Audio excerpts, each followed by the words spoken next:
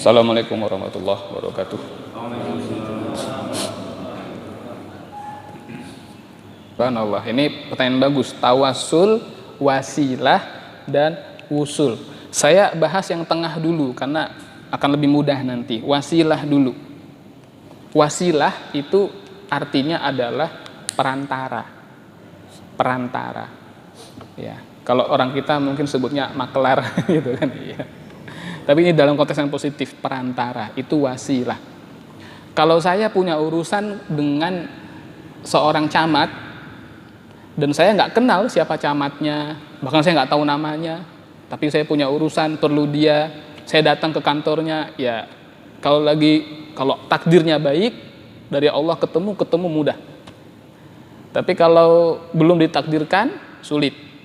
Siapa saya? Gitu kan. Nah, maka saya harus cari orang yang kenal dia. Kalau perlu kenal dekat. Dia kenal dekat dengan camatnya, camat kenal dekat dengan dia. Saya datang kepada dia, minta tolong diantar.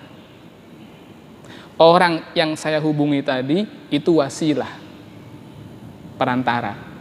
Proses saya mendekati dia dan meminta dia untuk mengantarkan saya kepada camat disebut tawasul. Paham ya? Baik.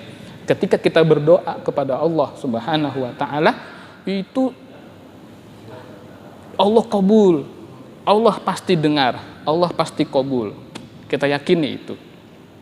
Tapi kalau kita bawa yang Allah lebih kenal daripada kita, kalau kita bawa nama makhluknya yang paling Allah cintai, yaitu Nabi Muhammad SAW, maka tentu lebih cepat.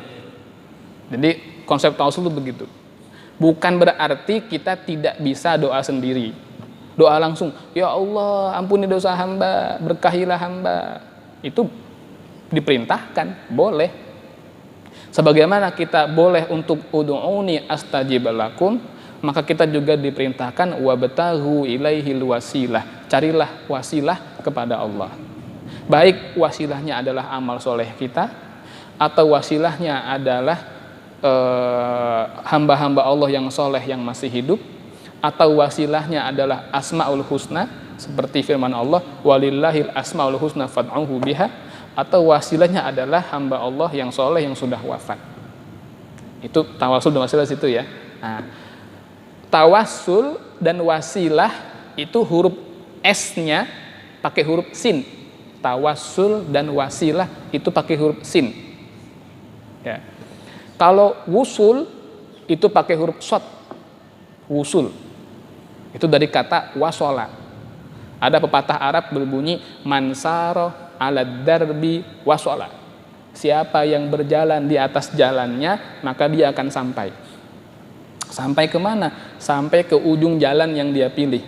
Kalau dia berjalan di atas jalan ulama, dia sampai ke stasiunnya ulama. Kalau dia jalan di atas jalannya orang kaya yang dermawan, dia sampai stasiunnya orang kaya dermawan, ngumpul di situ.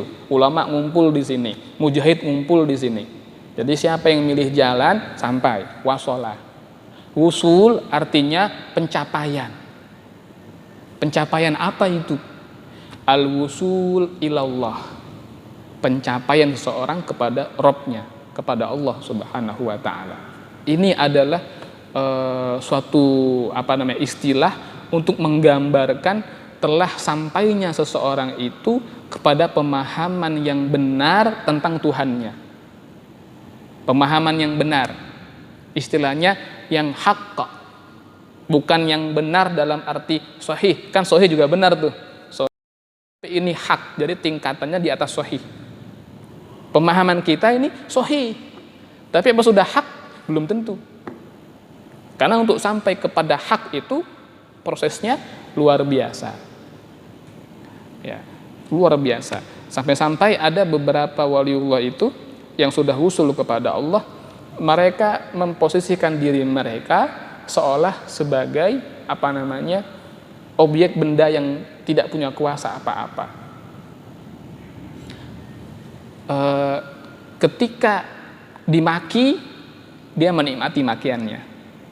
Ketika dia dilempari, dia menikmati Allah ngelempar saya. Begitu. Subhanallah, ini kita belum sanggup. Ya kan, kita ditabok orang, wah ini orang kurang ajar gitu kan. Ya, kalau mereka tampar sama orang, ini Allah yang nampar saya ini. Subhanallah. Ya. Jadi ketika dijelek-jelekkan orang, dia bilang ini Allah membuka aib saya. Ini sudah hak. Itu usul. Ya, tetapi untuk usul harus ada saro ala darbi, berjalan di atas jalannya. Nah, sair itu perjalanan. Orang yang berjalan itu disebut salik. Salik. Ada kitab judulnya Madarijus Salikin. Salik. Orang yang berjalan itu salik. Jalannya disebut tarik atau tariqah. Nah, prosesnya dinamakan suluk. Dia berkehendak disebut murid.